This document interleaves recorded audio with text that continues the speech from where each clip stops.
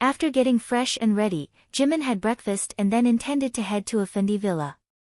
He stepped out, took the driver's seat of his gleaming black BMW, and left Park Mansion. On the road, his BMW sped towards its destination. In about half an hour, he was outside Affendi villa. Seeing him, the guard opened the gate and allowed the car to enter. Getting out of the car, he walked with an arrogant gait into the lounge. Waiting was not in Park Jimin's dictionary, so he instructed a servant to call Mr. Affendi and sat on the sofa, crossing his legs. Heart. This morning at Affendi villa was very heavy for Mr. Affendi and his wife. They were worried about the future, as despite all their efforts, they couldn't arrange the money from anywhere.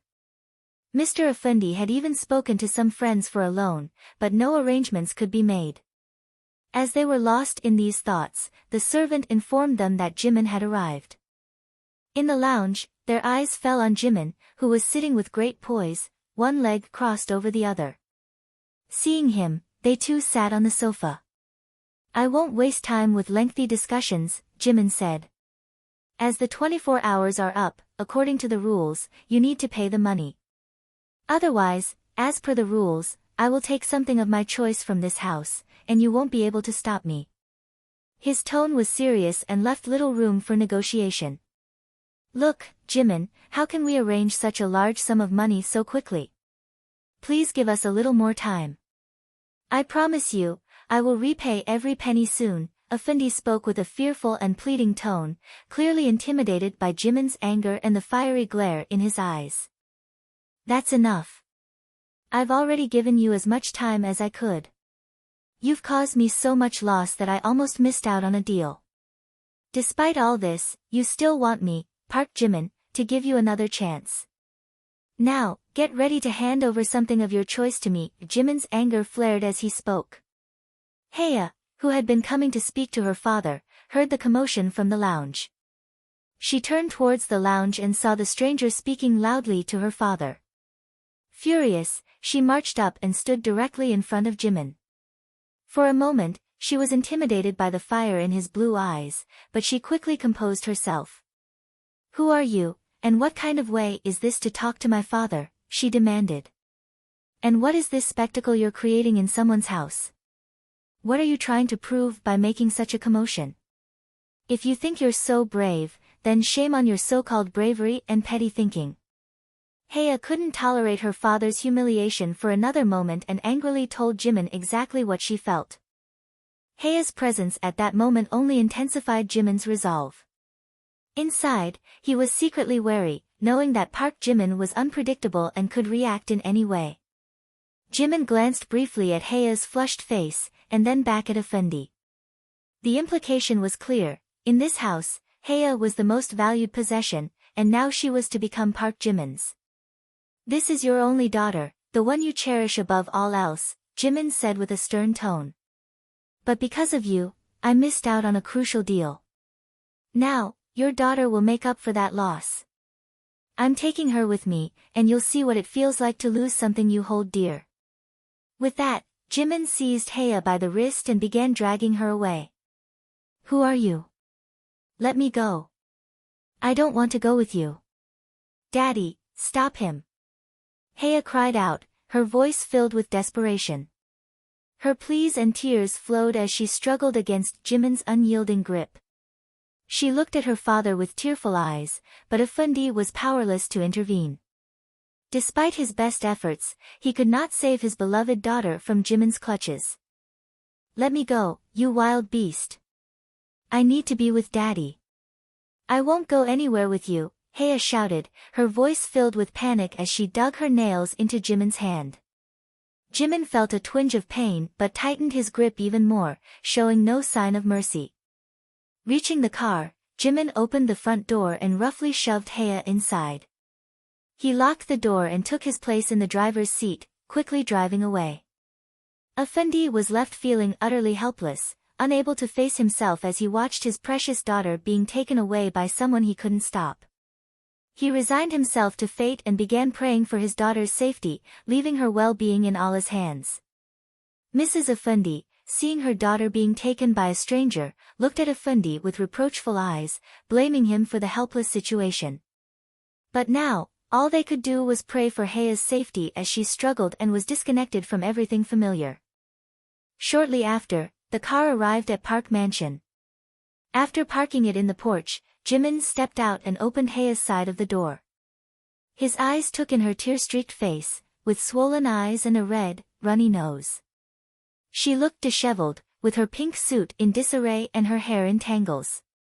JIMIN lifted her into his arms and carried her inside, laying her gently on the bed before stepping out.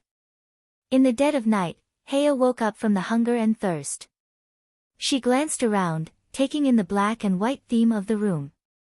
Everything was neatly arranged.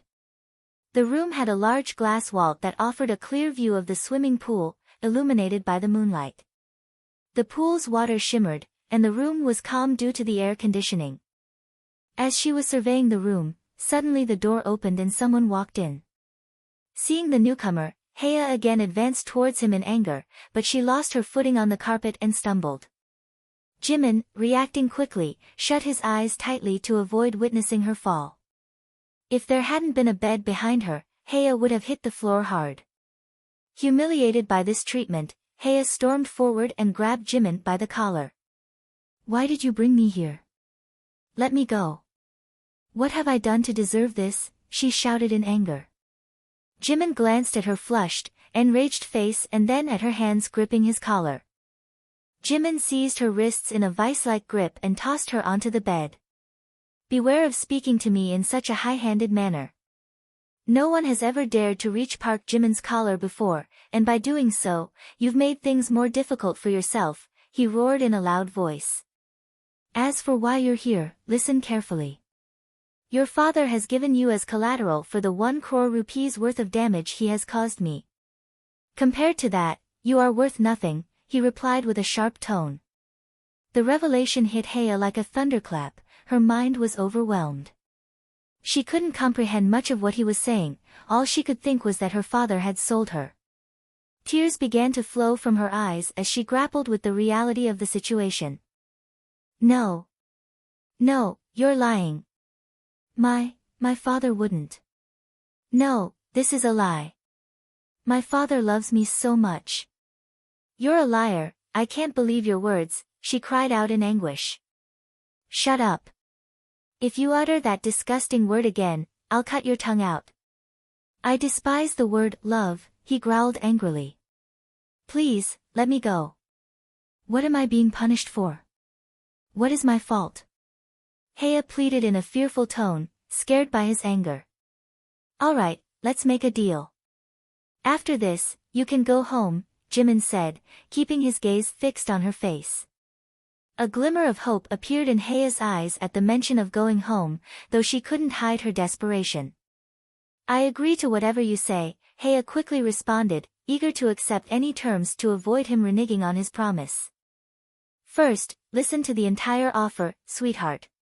Why the rush? JIMIN said, leaning closer with a suggestive tone and nibbling on her earlobe. Haya suppressed a shudder. You can go home if you spend one night with me, he said in a heavy, demanding tone, as if pouring molten lead into her ears. It felt like the sky had fallen on Haya's head. The humiliation and indignation surged within her. How can you even think of such a thing, despicable man? I will never do it, she shouted in anger. Fine, then you'll stay here as my mistress. I can come to you whenever I want, and you can't stop me. Otherwise, you'll be responsible for the consequences, he said, moving closer. Just as he was about to close in, Haya interrupted him. Stop, this isn't right, this is a sin, she said, tears streaming down her face. Everything is fine, there's no sin. A mistress is exactly this, JIMIN replied dismissively. No, this is a sin. It might be acceptable for you, but not for me. I have to answer to God on the day of judgment. How will I face Allah and say that I sold my own honor? Please, let me go, Haya pleaded, sobbing as she made one last desperate attempt.